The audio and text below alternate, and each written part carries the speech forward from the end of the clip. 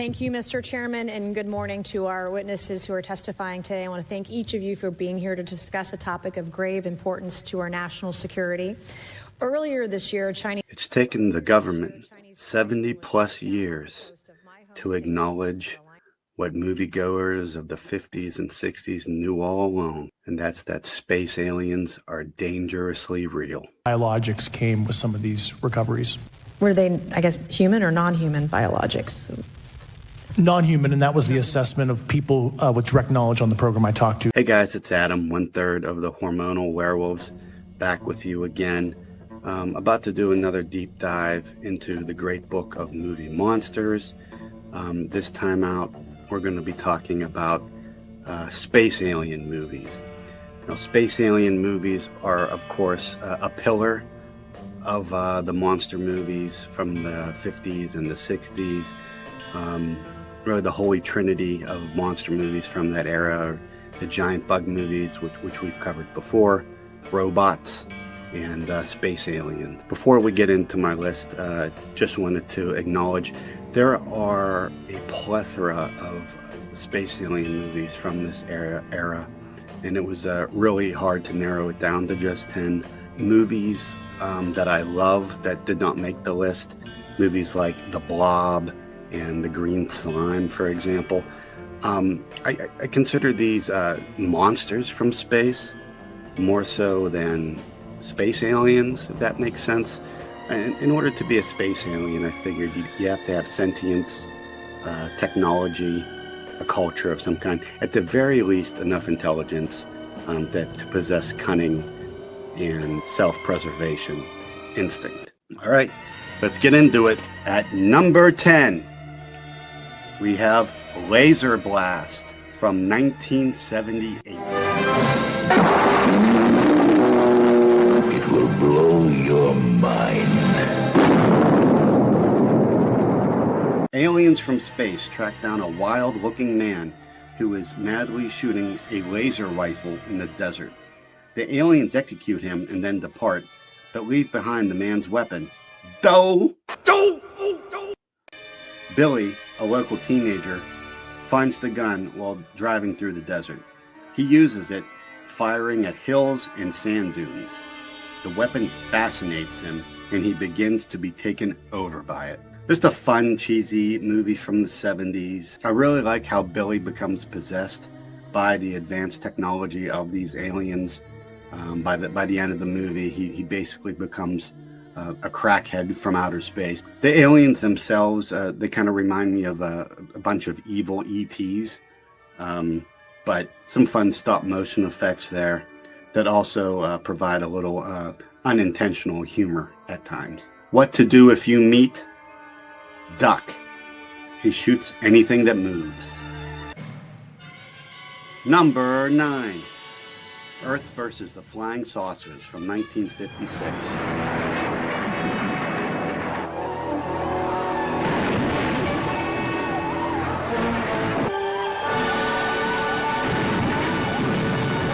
At a remote U.S. Skyhawk Missile Control Center, space exploration scientist Russ Marvin and his wife Carol are working on a new secret military project called Operation Skyhook. But as fast as they launch rockets, mysterious flying saucers shoot them back down. The Air Force fires back, but the saucers, with their superior weapons, destroy the base.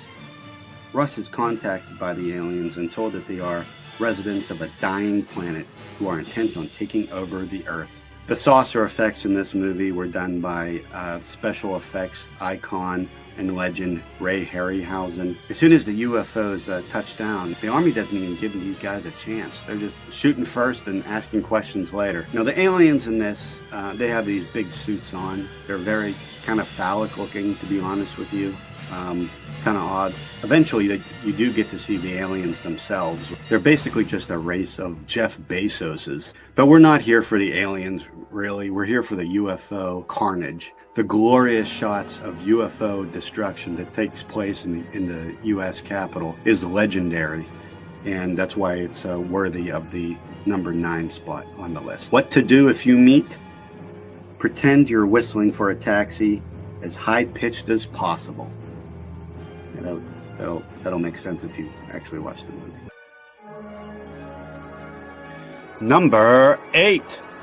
It Conquered the World from 1956. It conquered the world. The most terrifying monster the mind of man can conceive. Spreading panic, making of men murderers, making of women terrified slaves. Scientist and radio experimenter Tom Anderson makes contact with a Venusian spacecraft that is invading Earth. The invader tells him that he has come to bring peace to our planet.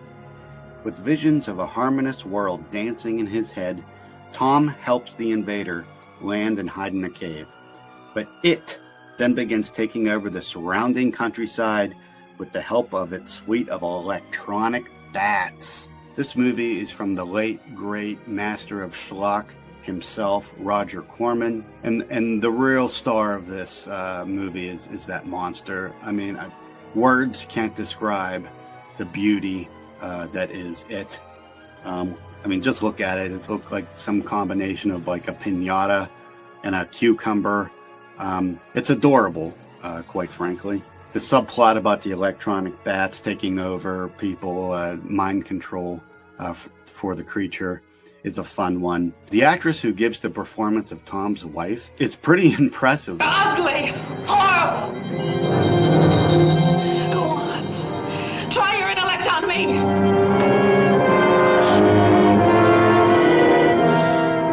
You think you're gonna make a slave of the world? I'll see you in hell first! I'd almost go so far as to say it's too good for a movie like this. She definitely doesn't phone it in. Can't be any gift of perfection from outside ourselves. And when men seek such perfection, Yeah, okay. Whatever, find dude. only death, fire. What to Do If You Meet?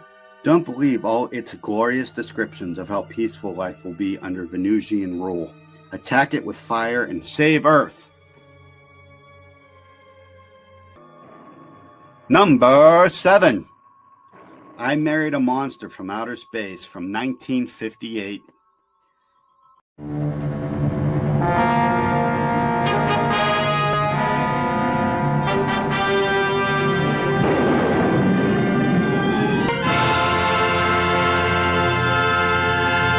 Space invaders kidnap human males and take them to their flying saucer, where they hook them up to an energy transmitter that allows the monster to use the memories and physical form of their prisoners. They then return to their local town and take the places of the men they've captured, living in their homes, loving their wives, going to work in their places. Really memorable alien designs here. I love their viney, almost fossilized faces and the 3 claws on each hand. The film is a little misogynistic by today's standards, I have to say. Lots of times women characters are told they just can't get by without a man. It can be a little eye roll inducing, but it's a lot of fun. What to Do If You Meet? Don't marry or even date. I know a lot of people that are doing that, and it's not a conscious choice.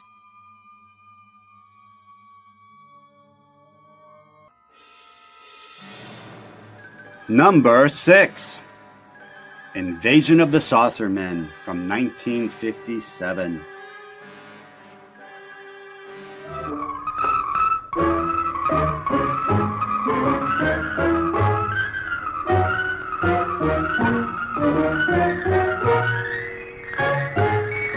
They were discovered by Joe Gruen while walking through woods at night. He sees a flying saucer land. Soon, the countryside is invaded by bulbous, veiny-headed aliens, all about 4 feet tall. They go on to terrorize Hicksville, both the livestock and the townspeople. Probably one of the more iconic alien designs on this list. I just love how these guys look.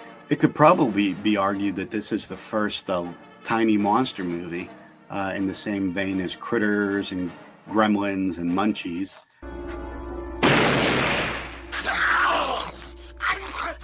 These guys are just in town to cause mischief and to be general menaces to the population. And that includes the livestock. When one of the aliens gets in a fight with a cow, it almost feels like a different movie.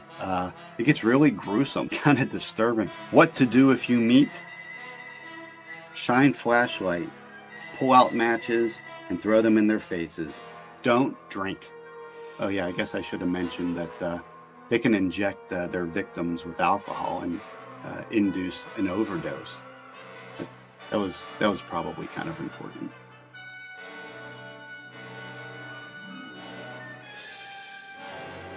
Number 5, Invaders from Mars from 1953.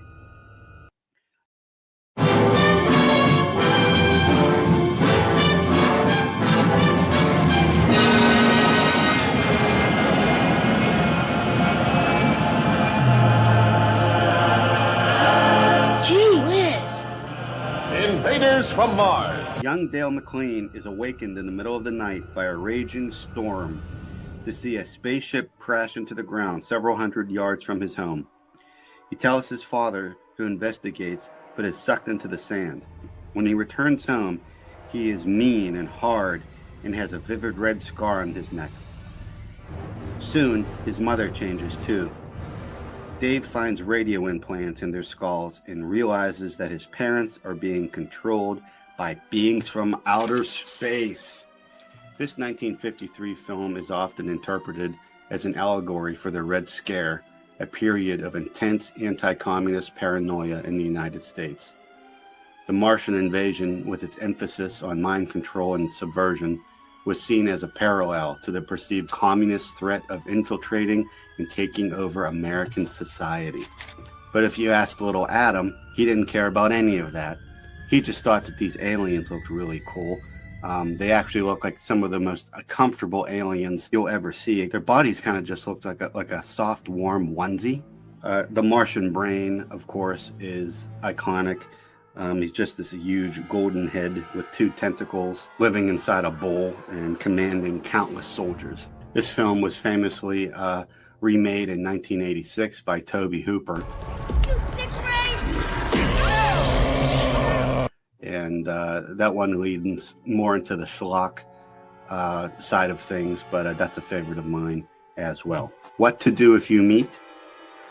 Watch out for holes in the ground that will suck you down. Warn the army.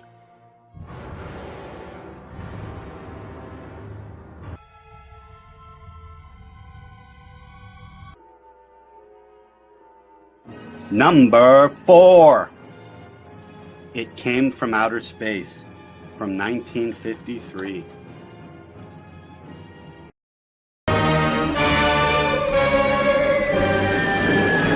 When creatures from outer space crash land on Earth in a meteor ship, the only person who sees the event is amateur astronomer John Putnam, but no one will believe him. The unseen aliens begin kidnapping town citizens and replacing them with exact duplicates. This sounds familiar. The Earthlings are kept prisoner in a giant cave. Soon, half the town has been replaced by these space creatures. Let's everyone stand up and applaud the alien here. He really deserves his flowers. Just a gruesome looking alien. A giant eyeball surrounded by a globe-like head and long fuzzy tendrils hanging down. It's interesting to note, Universal had 2 alien designs that the studio executives were trying to decide between, and the rejected design was saved and used later as Metaluna Mutant in Universal's 1955 science fiction film This Island Earth. The version with the tendrils, of course, went on to star in this movie, as well as the Yip Yip aliens from Sesame Street. Earth, Yip, yip, yip, yip, yip, yip, yip. Now, this movie stars Richard Carlson as John Putnam, and I just love this guy. Every time I see him, I always have fond memories of watching Creature from the Black Lagoon. And, you know, his boss simping over his girlfriend. What to do if you meet? Tell them they don't have to take over human bodies and that you'll help them get parts for a fee. Number 3. War of the Worlds from 1953.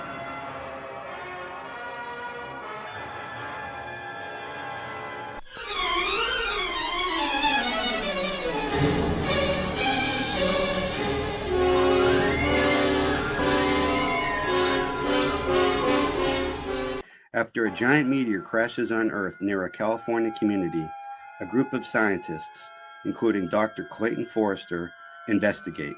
When the scientists and the crowds leave the strange object, a patrol of 3 men is left behind to guard the thing. The meteor begins to unscrew, and a large 3-colored eye emerges, some sort of mechanical device which surveys the terrain. The men approach with white flags and are instantly disintegrated into dust by a ray. Soon, a huge flying saucer emerges and begins flying, shooting at everyone and everything around it. All over the world, these meteors are landing, and more saucers emerge to attack the Earth. It's funny to note that this film and the other movie that we just talked about, Invaders from Mars, were both rushed into production to beat the other one. They wanted to be the first film out the gate about a Martian invasion. Invaders from Mars did actually become the first feature film to show aliens and their spacecraft in color. Famously adapted from the bestseller and iconic classic War of the Worlds by H.G. Wells, this movie has some of the most iconic and terrifying UFOs ever put to screen as they terrorize countryside and the entire world, destroying cities, skyscrapers, and annihilating the population. The aliens in this movie are nothing short of fantastic. They look like little squashy frogs that have that Simon game from the 80s as a face. You know, the one where you have to land on a certain color? Just a fantastic movie, and one that has countless adaptations. What to do if you meet? Sneeze in its face. If you know, you know. Number 2, It, The Terror from Beyond Space, from 1958.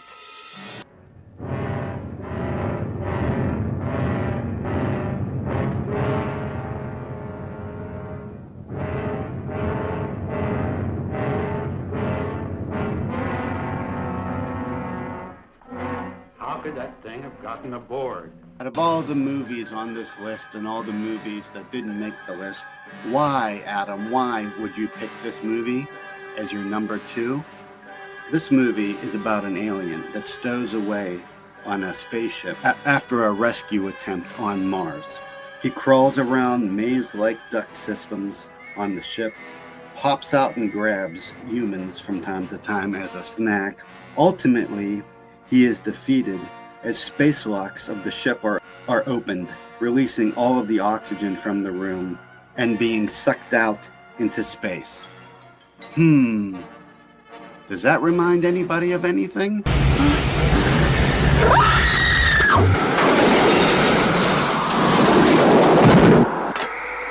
Just a really great monster movie that influenced one of the greatest horror films of all time, Alien.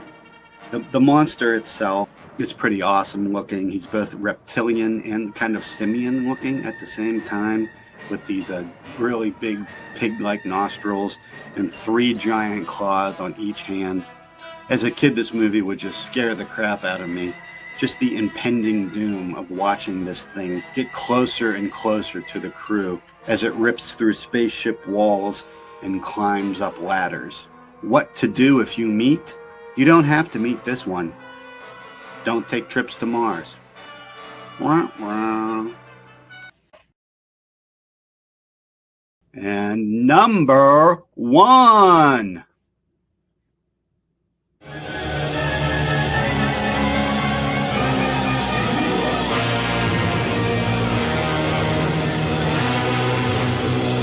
The Thing from Another World, from 1951.